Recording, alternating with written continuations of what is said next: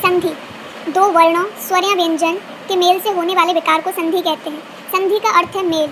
जब दो वर्णों का मिलन अत्यंत निकटता के कारण होता है तब उनमें कोई ना कोई परिवर्तन होता है, जिसे संधि के नाम से जाना जाता है। जैसे विद्या प्लस अर्थी इक्वल्स टू विद्यार्थी। संधि विच्छेद, संधि में प्रयोग हुए पदों को मूल रूप से पृथक कर देना संधि विच्छेद कहलाता है। पृथक मीन्स अलग अलग कर देना। जैसे हिमालय, हिम प्लस आलय। अत्यधिक, अति प्लस अधिक। संधि के भेद, वर्णों के आधार पर संधि के 3 भेद होते हैं: स्वर संधि, व्यंजन संधि, विसर्ग संधि। स्वर संधि, दो स्वरों से उत्पन्न विकार अथवा परिवर्तन को स्वर संधि कहते हैं। जैसे महा प्लस ईस इक्वल्स टू महेश, सूर्य प्लस उदय इक्वल्स टू सूर्योदय। यहाँ पर बड़ा आ, बड़ी ई, ये दोनों स्वर हैं और बड़ा आ और बड़ी ई ने मिलकर क्या बनाया है? छोटी ए।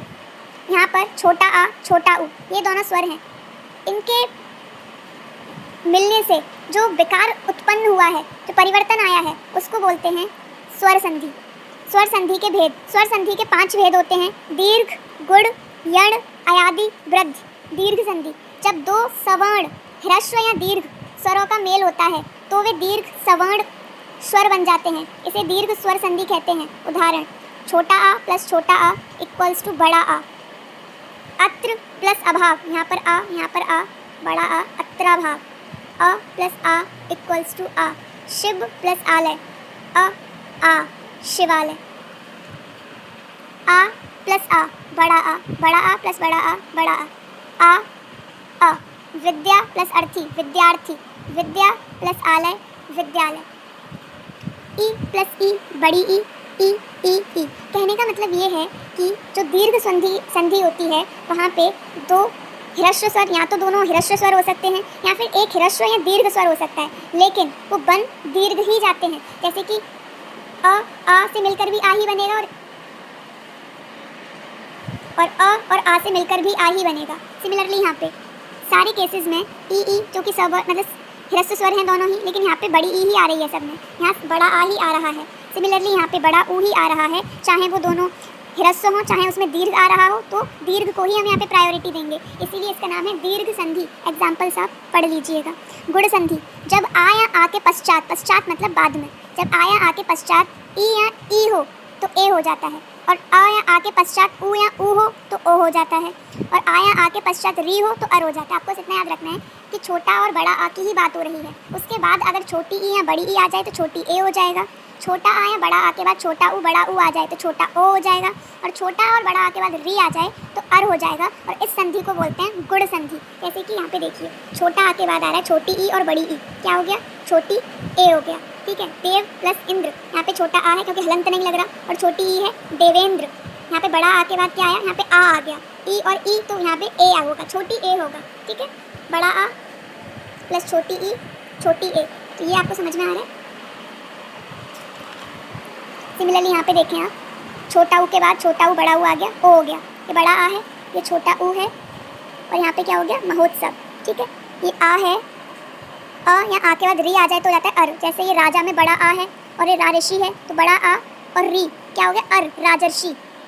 ओके, सिमिलरली देखें यण संधि।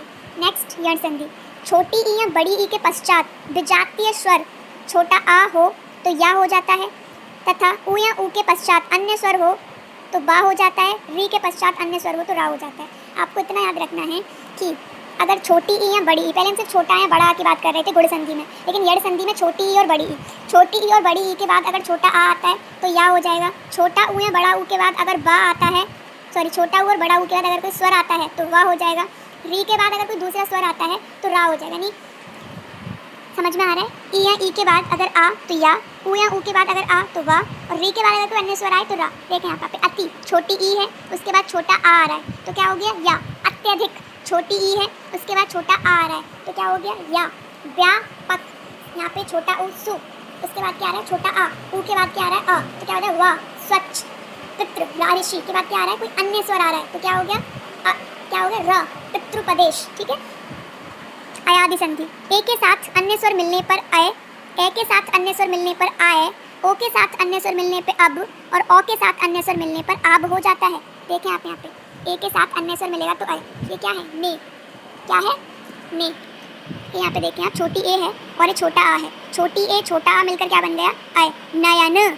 बड़ी ए के बाद क्या आ गया, छोटा आ, तो क्या हो गया, आय, गायक। यहाँ पे छोटा ओ, ठीक है, ये छोटा ओ है, छोटा ओ के बाद यहाँ क्या आएगा, छोटा आ, क्या हो जाएगा, अब, ओ और आ, अब, पवन। बड़ा ओ के बाद अन्य स्वर आ गया, आब, पावन। वृद्धि संधि, जब आ या आ के साथ ए या ए मिलाया जाए तो बड़ी ए हो जाता है। वृद्धि संधि, जब आ या आ के साथ ए या ए मिलाया जाए तो क्या हो जाता है, ए हो जाता है, ठीक है। तथा अ के साथ ओ या ओ मिलाने पर अ हो जाता है। जैसे अ या आ के साथ ए या ए आ रहा है, बड़ी ए, आ या आ के साथ ओ या ओ आ रहा है तो बड़ा ओ। जैसे यहाँ छोटा आ है, बड़ी ए है तो बड़ी ए हो गई, ठीक है। नव धन ऐश्वर्य, नवैश्वर्य। सदा धन एव, बड़ा आ छोटी ए बड़ी ए, सदैव। छोटा आ बड़ा ओ बड़ा ओ, बड़ा आ बड़ा ओ बड़ा ओ, बड़ा आ बड़ा ओ बड़ा ओ। ओके, आप पढ़ लीजिएगा। नेक्स्ट है व्यंजन संधि। जब संधि करते समय व्यंजन के साथ स्वर या व्यंजन के मिलने से जो रूप परिवर्तन होता है उसे ही व्यंजन संधि कहते हैं। दिक प्लस अंबर, अब यहाँ पे का क्या है, व्यंजन है, हलंत लग रहा है, मतलब इसमें छोटा आ नहीं जुड़ा हुआ। दिक प्लस अंबर, दिगंबर। जगत प्लस ईस, जगदीश। व्यंजन संधि के नियम, जब किसी वर्ग के पहले वर्ण यानी क ख ग घ च छ ज ढ ट ठ ड ढ त थ द ध न प फ ब भ म, तो ये हर वर्ग के पहले वर्ण हैं, का मिलन किसी वर्ग के तीसरे या चौथे वर्ण से, तीसरे या चौथे वर्ण से, एक वर्ग में 5 वर्ण होते हैं, तो तीसरे या चौथे वर्ण से या य र ल व ह से या किसी स्वर से हो जाए तो क को ग, च को ज, ट को ड, त को द और प को ब में बदल दिया जाता है। देखें यहाँ पे क को ग, यहाँ पे क के नीचे हलंत है, मतलब इसमें छोटा आ नहीं है और ये स्वर आ गया, बड़ी ई आ गया, तो का किस में बदल जाएगा, ग में।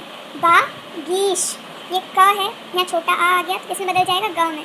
दिगंबर, सिमिलरली ट के बाद आ गया तो किस में बदल जाएगा, ट, ड में। षडानन, ट के बाद या आ गया है ना, य र ल व ह में से कुछ आता है तो भी बदलाव आते हैं, ट के बाद ड। षड्यंत्र, ठीक है। त को द में कब बदलते हैं, जब त के बाद कोई अन्य स्वर आ जाए या फिर वर्ग का तीसरा या चौथा वर्ण आए या फिर य र ल व ह में से कुछ है। सत प्लस आशय, सदाशय। उत प्लस घाटन, उद्घाटन। त दा में बदल गया, ठीक है। और यहाँ पे प किस में बदल गया, ब में। अप ज अब्ज, अपद अब्द।